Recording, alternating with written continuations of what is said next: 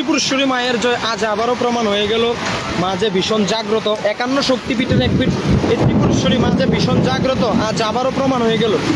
আজ এই আমরা অনেকদিন যাবৎ দেখছি যে প্রচণ্ড প্রখর রৌদ্রের মাধ্যমে মানুষ ঠিকমতো ফিরতে পারছে না, অনেকের অনেক কষ্ট হচ্ছে। আজ দেখেন প্রচণ্ড ঝড় বৃষ্টি মায়ের মন্দিরে, কেননা আজ সকালবেলায় মায়ের ভক্তরা সন্তানরা মায়ের কাছে পুজো অর্পণ করেন। কল্যাণ সাগর থেকে 108 কলস জল ঢেলে মায়ের মন্দিরে পুজো দেয়।